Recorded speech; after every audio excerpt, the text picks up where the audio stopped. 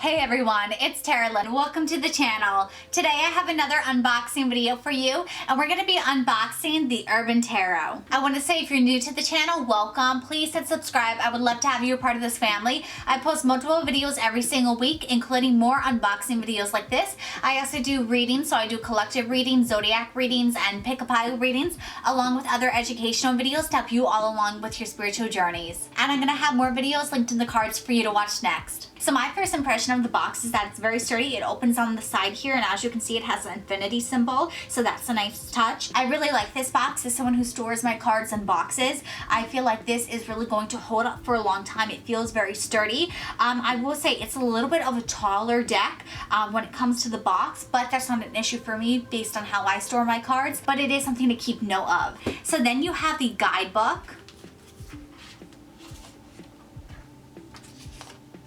And so you have the introduction,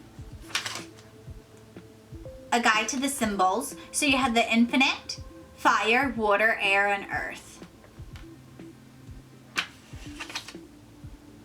And so then when you get to the major arcana, you have the card name. So you have the Fool, then a little bit of a description about the card, and kind of the inspiration for it.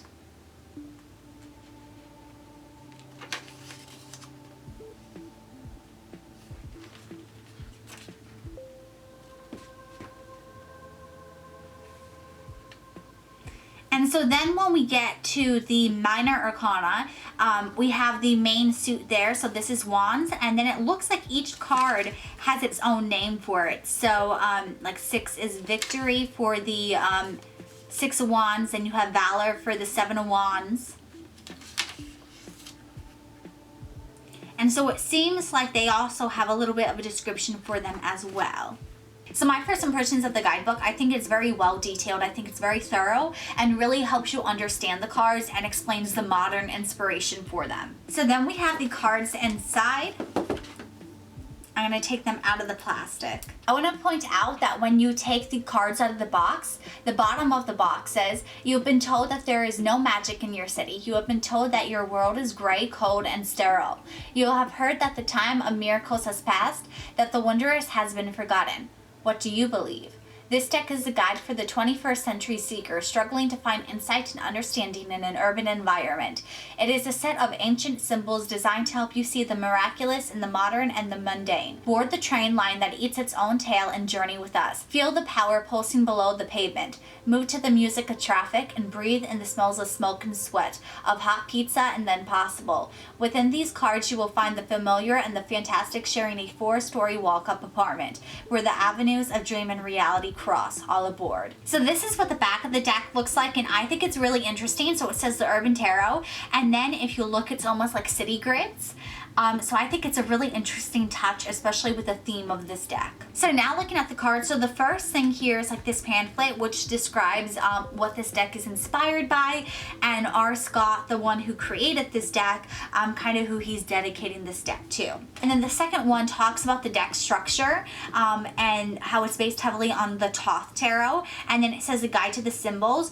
So like in the guidebook, it says infinity, and so it says an eternal loop that folds back endlessly upon itself, used to represent the set of the major arcana, which together represents the continued journey each of us is on. Fire, the element of passion, will, activity, aggression, and spiritual drive, represented by the suit of Wands and by the knights of each suit. Water, the element of dreams, receptivity, emotions, and relationships, represented by the suit of Cups and by the queens of each suit. And then air, the element of rational thought, language, science, and other pursuits of intellect, represented by the suit of Swords and by the princes of each suit.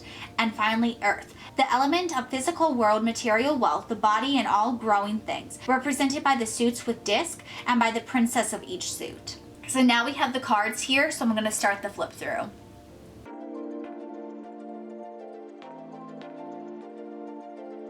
So in this deck, the magician is called the Mage.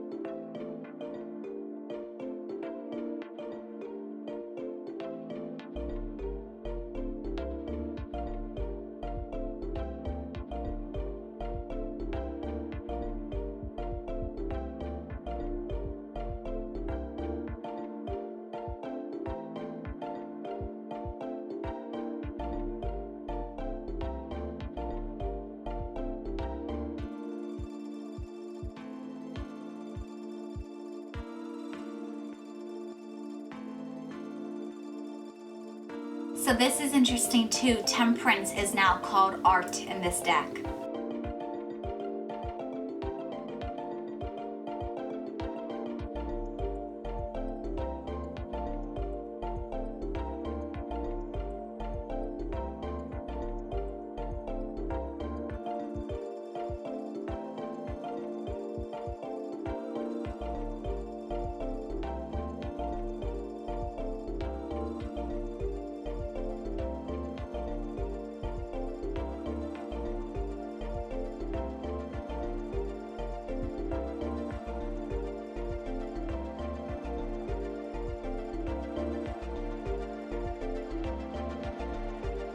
So for the minor arcana, after you get past the aces, all the cards at the bottom have a certain keyword or phrase that represents this card and its energy.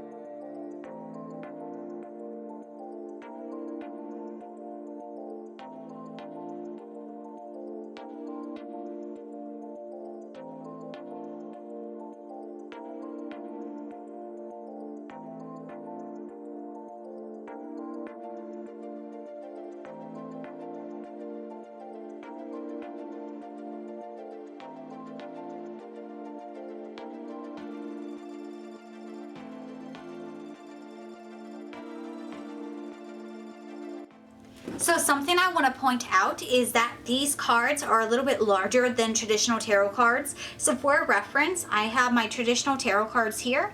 So you can see the deck is a little bit wider and taller than they are. So my final thoughts on this deck is that it is really beautiful. I love the artwork, it's super stunning. And I love the concept of modernizing traditional tarot.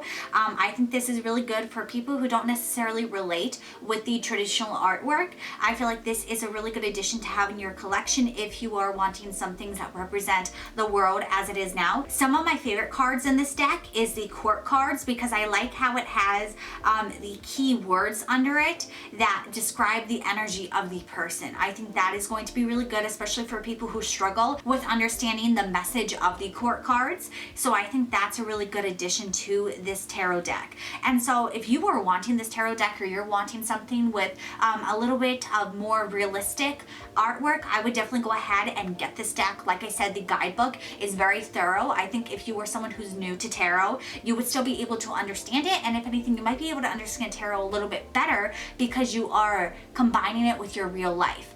So you have that relatability with it. So I would really recommend this deck for everyone. And so it's really just a matter of if this is something that you're interested in. I think if you are interested in it, definitely go ahead and get it. I also shuffled these cards and I think they shuffle really easily.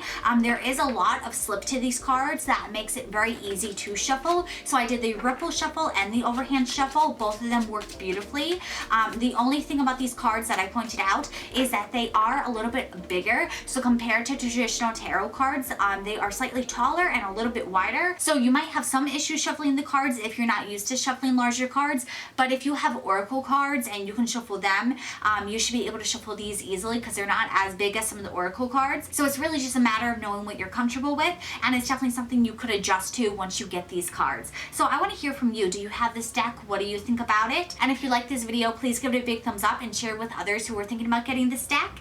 And I hope this helps you decide if you're going to get it or not. If you want to watch more of my videos, I'm going to have them linked to the cards above. And make sure you're subscribed and turn on that bell notification so you don't miss out when I post my next video. I can't wait to see you on my next video. I hope you have a good one. Bye.